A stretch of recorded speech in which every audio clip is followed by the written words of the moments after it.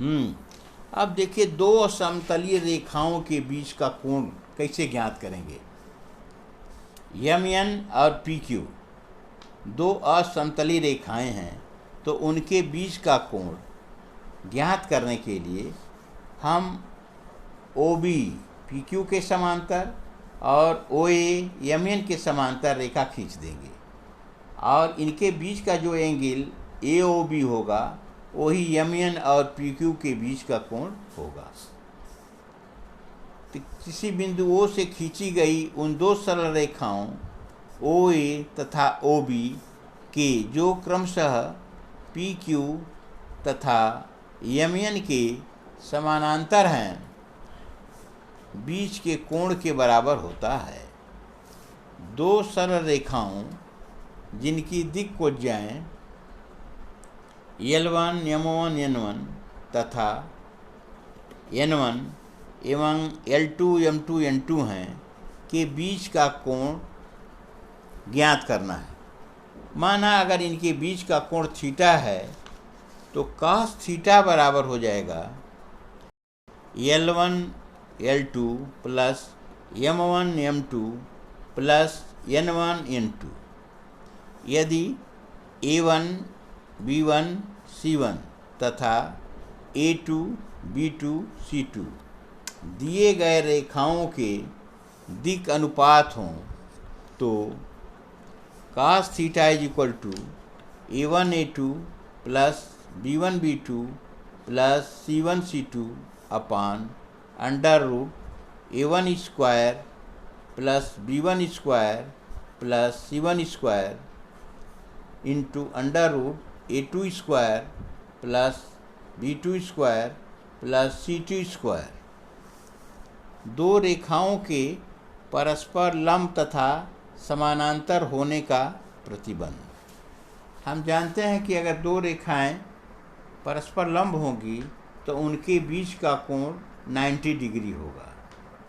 तो लंब होने का प्रतिबंध क्या हुआ कि रेखाएं लंब होंगी यदि थीटा इज इक्वल टू 90।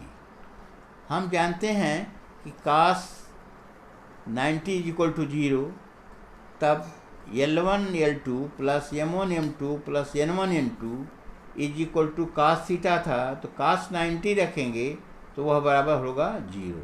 इससे रिलेशन निकला कि यदि L1 L2 plus M1 M2 plus N1 N2 बराबर 0 हो तो दोनों रेखाएं परस्पर लंब होंगी। दिक् अनुपात में उसको लिखें तो A1 A2 plus B1 B2 plus C1 C2 is equal to 0।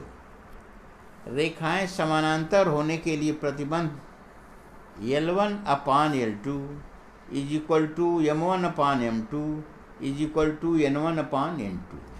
दिक् अनुपात में उसी प्रकार से A1 upon A2 is equal to B1 upon B2 is equal to C1 upon C2। यही रहा आपका रिलेशन। अब इनसे रिलेटेड क्वेश्चन आप देखिए। साबित करें कि बिंदु 4, 7, 8 तथा 2, 3, 4 एवं बिंदु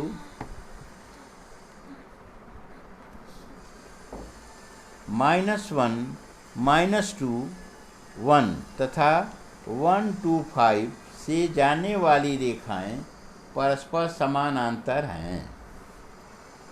बिंदुओं A 4, 7, 8 और B 2, 3, 4 को मिलाने वाली रेखा AB तथा बिंदुओं C -1, -2, 1 और D 2, 3, 4 को मिलाने वाली रेखा CD है।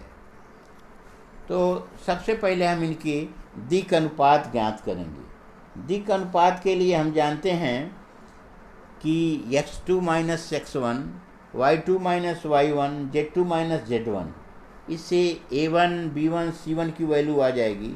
इसी प्रकार दूसरी रेखा CD के लिए भी a2, b2, c2 को हम ज्ञात करेंगे।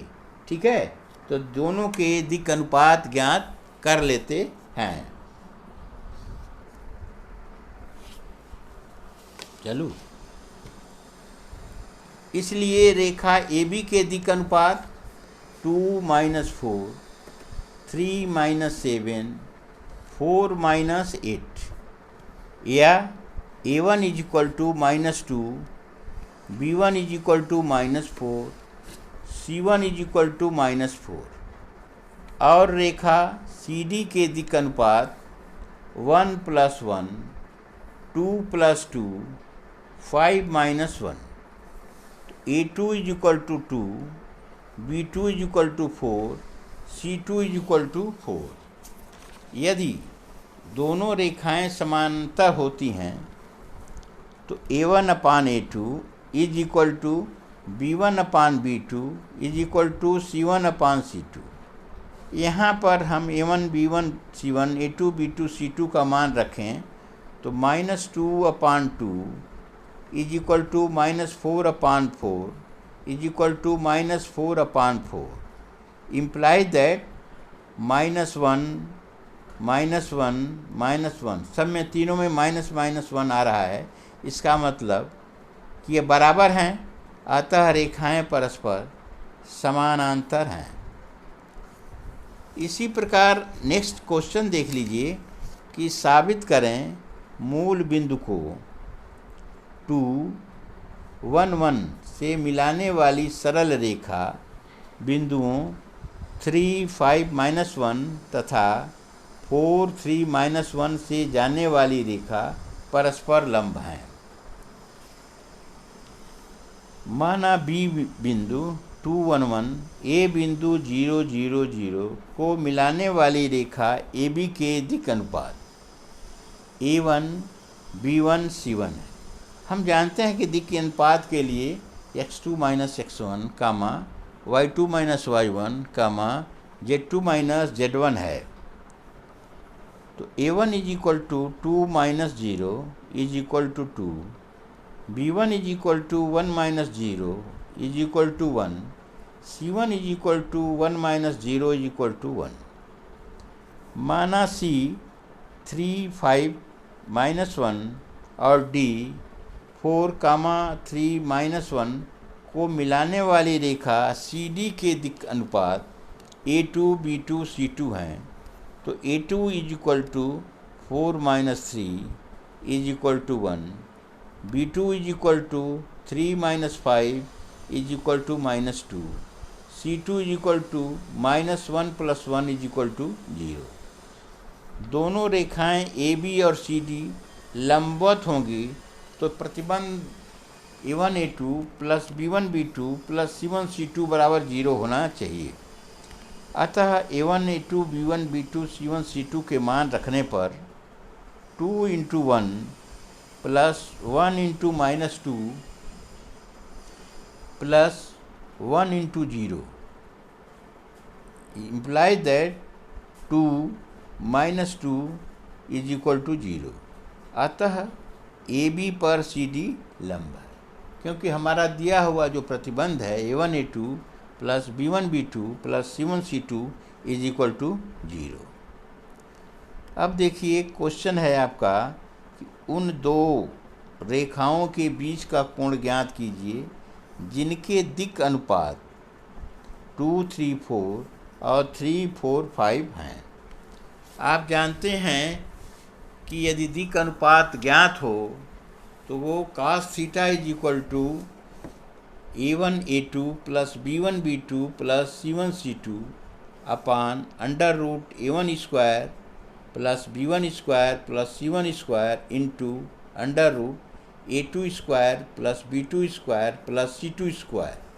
यहाँ पर पहली रेखा के दिक् अनुपात A1 B1 C1 हैं, दूसरी रेखा के A2 B2 C2 हैं। अब इन मानों को हम रखें। A1 = 2, B1 = 3, C1 = 4, A2 = 3, B2 = 4, C2 = 5 रखने पर 2 × 3 + 3 × 4 + 4 × 5 / √2² + 3² + 4² √3² प्लस 4 स्क्वायर प्लस 5 स्क्वायर बराबर 6 plus 12 plus 20 upon under root 4 plus 9 plus 16 into under root 9 plus 16 plus 25 is equal to 38 upon under root 29 into under root 50 is equal to 38 upon under root 29 into 5 root 2 और 38 is equal to 5 under root 29 into under root 2 is equal to under root 58। तो हो गया 38 अपान 5 under root 58। यही रहा है आपका angle. कितना